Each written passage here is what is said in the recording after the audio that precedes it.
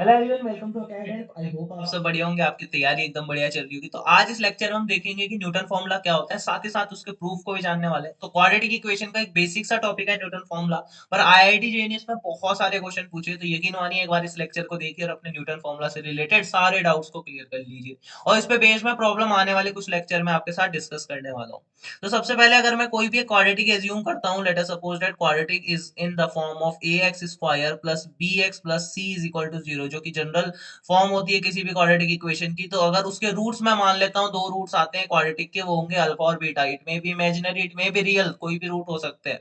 तो अल्फा की पावर अगर मैं n करता हूँ प्लस माइनस बीटा की पावर अगर मैं n करता हूँ, तो ये कोई वैल्यू आती है, इसे मैं डिनोट करता हूँ एक सिंबल से। Late us suppose that Sn से मैंने डिनोट किया कि अल्फा की power n plus minus beta की पावर n। तो अगर ऐसा होता है, बहुत इंपॉर्टेंट कंडीशन है, अगर ऐसा होता है तो उसके बाद आपको एक स्टेटमेंट याद रखना होता है। तो उसके बाद क्या होता है आपका a into S N plus B into S N minus one plus C into S N minus two is equal to 0। आपको फील आ गया होगा, एस एन का मतलब अल्फा की पावर एन प्लस बीटा की पावर एन, या फिर alpha की पावर एन माइनस बीटा की पावर एन।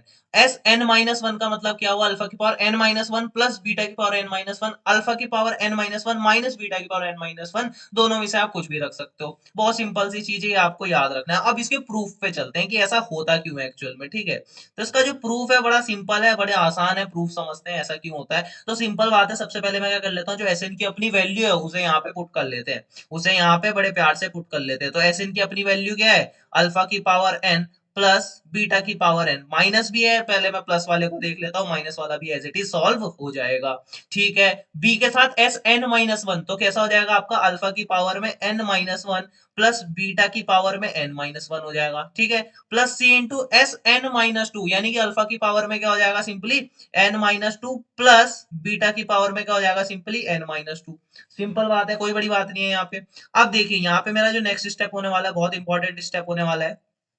अगर मैं इससे, इससे और इससे अल्फा की power n minus two common लेता हूं, तो क्या आपको फील आ गया, इस पे मेरे को अल्फा का स्क्वायर मल्टीप्लाई करना पड़ेगा a के साथ।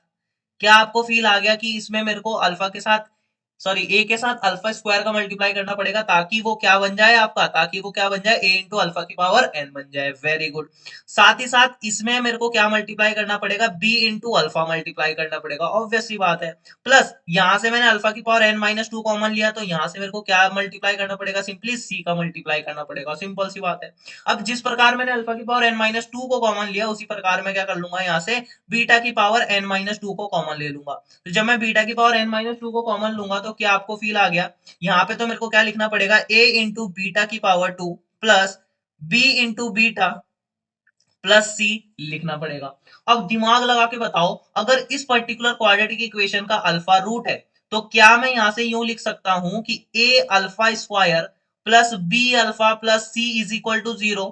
ऑल्सो ऑल्सो साथ ही साथ, क्योंकि इस पर्टिकुलर क्वाड्रेटिक इक्वेशन का बीटा भी एक रूट है, तो मैं क्या लिख सकता हूं, A into beta square plus B into beta plus C is equal to 0 लिख सकता हूं। तो क्या आपको फील आ गया कि ये भी 0 के बराबर हो जाएगा, और ये जो भी लिखा है ये भी आपका सिंपली 0 के बराबर हो जाएगा, यानी जो ये पूरी चीज है वो किसके बराबर हो जाएगी, 0 के बराबर हो जाएगी। Hence proof. आई होप आपको समझ आया होगा। और इसी कंसेप्ट, इस तरीके के कंसेप्ट को जानने के लिए प्लीज चैनल को एक बार सब्सक्राइब कर लीजिए, वीडियो को लाइक कर लीजिए, और हम इसी बेस पे जो इंपॉर्टेंट कंसेप्ट होते हैं उन्हीं पे आने वाले लेक्चरों में बहुत सारे कंसेप्ट को डिस्कस करने वाले हैं। Thank you.